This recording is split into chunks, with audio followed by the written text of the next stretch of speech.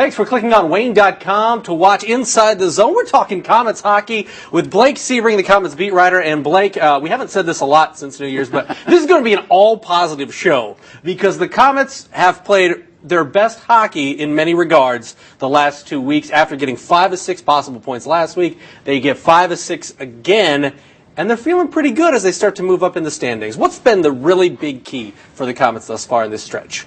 Goaltending, as it has been from the beginning. The goaltending's been much better. They're playing much better team defense.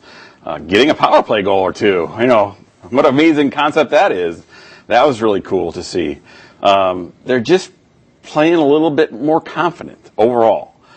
I was talking to Kaylee Schrock a little bit before Sunday's game, and he's like, everybody's really confident right now. This is a good thing. And it's taken them a while to build that confidence, too. And we mentioned a lot of the confidence for this team comes from the back. Yes, it does. Comes from the goaltending.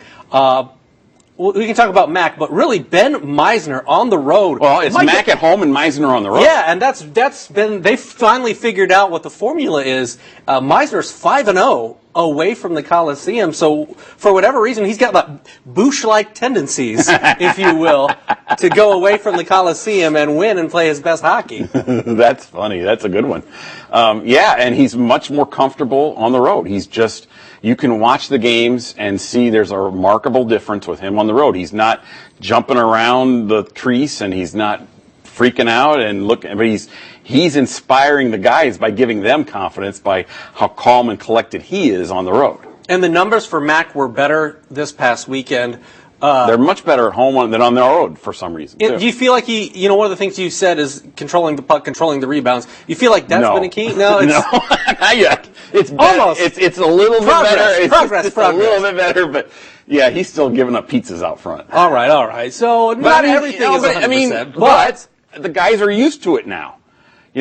That's part of it, Glenn, is they're so used to it. Is like, all right, so I know I got to turn around quick and get it out of there, and they're doing it, And it doesn't hurt by any means, especially offensively, to have Jace Coyle more entrenched. Yes. And it looks like he's going to be here for a while. Hopefully he's going to be here for a while. Yeah. But he's kind of hitting his stride. He really gives them a lot of offense from back there. And what's interesting, too, is I really noticed this weekend, I thought Will Case played really, really well that way, too. I mean, he was getting the puck and going and creating some chances for guys, too.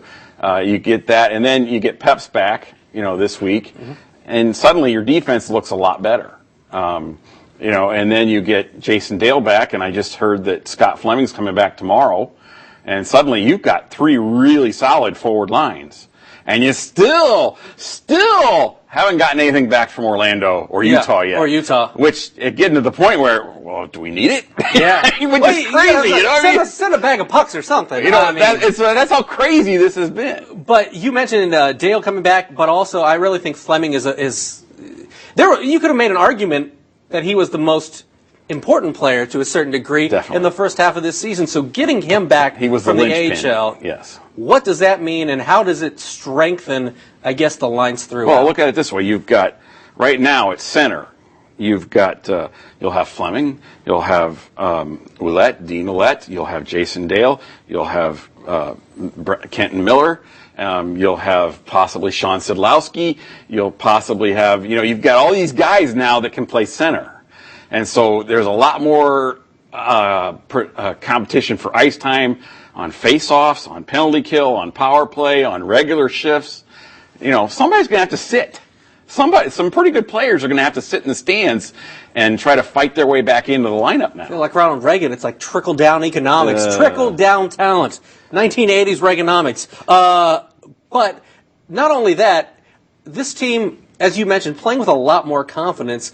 Obviously, they gave up the lead in the third period and then eventually lost in overtime on Friday. But did you see that when they went to Cincinnati? Because these guys, I wish they could play every game in Cincinnati. They're gangbusters there, and Cincinnati's having a great season. They're faster than the Cyclones, and the Cyclones only can play one way because of all the call-ups and stuff. Now, they got some guys back, but these are the same guys they had back 2 weeks ago when the Komets played down there and handled them again, So how often have we said if the Komets would ever figure it out, they could play with anybody?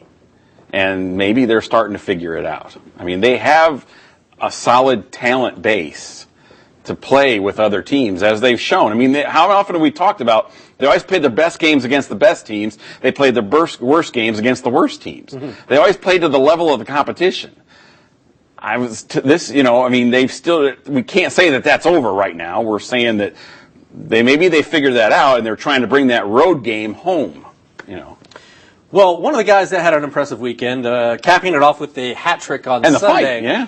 Yeah, well, you don't see it very often from Chris, but Chris Auger, 22 goals, tied for the lead in the ECHL. What has he done, more specifically recently, but throughout the entire season, to up his game from where we saw it, obviously not in the injury year last year, but since his first year in Fort Wayne?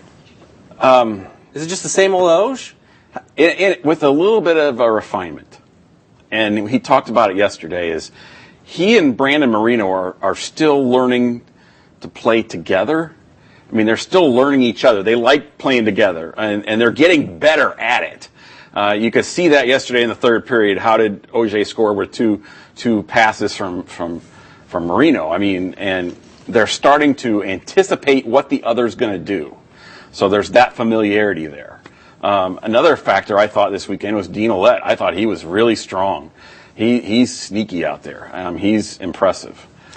You mentioned Marino. I know you got a big story coming up on Marino. Just give us a little teaser of what we can expect to see in the Sentinel. Why is Brandon Marino as good as he is, and what makes him tick? And it's really timely because of some things that are going to happen this weekend, and it's a neat way that he looks at the game.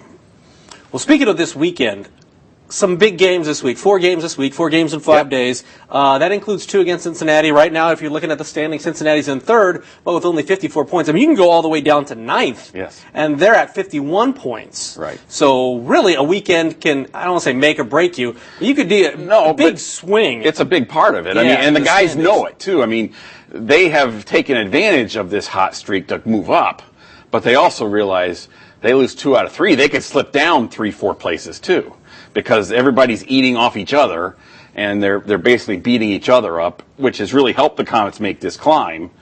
But they also realize how much it could slip away, too. So they're playing, although the Komets have moved up to 7th right now, they're playing Cincinnati twice this week.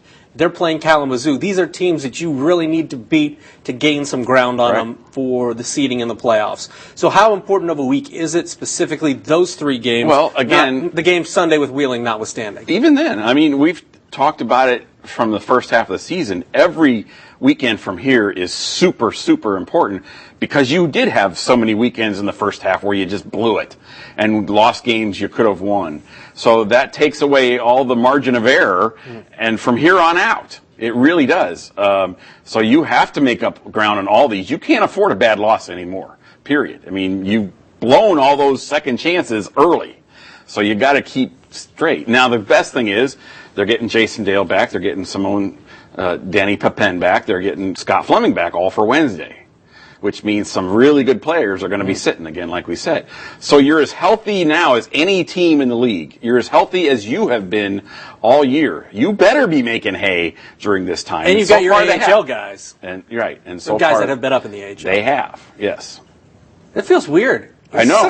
This was such a positive show. Like, it's hard. I know we mentioned a few negative things. It was like nitpicking, really. Right. No, exactly. Played so well. But that's how they've gotten to where they're at. Is all the nitpicking things. Is them reacting to those and trying to improve those areas has really helped them get better. I mean, you don't see as many people banging around their net as much anymore. You don't see as many whistles on the other end where there's not somebody right in there, got the defenseman's face in there whacking away for rebounds and stuff. You see some of those things. Last question.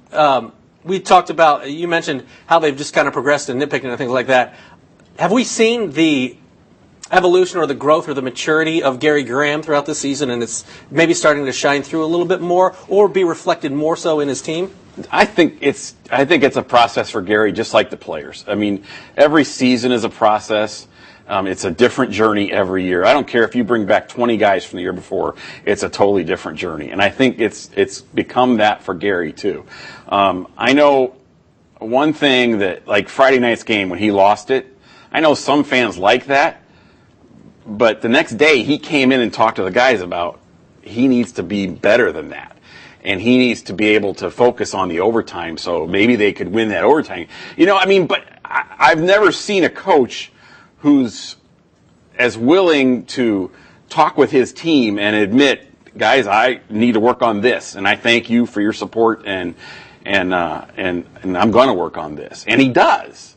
He really does. It's really fascinating to see how he is getting stronger and more aware as a coach. But on the same token, if you look at him and you look at President Obama now, how after 6 years in office, he looks like he's aged 40 years.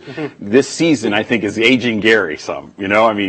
It's really making Gary look physically different than he did at the start of the year.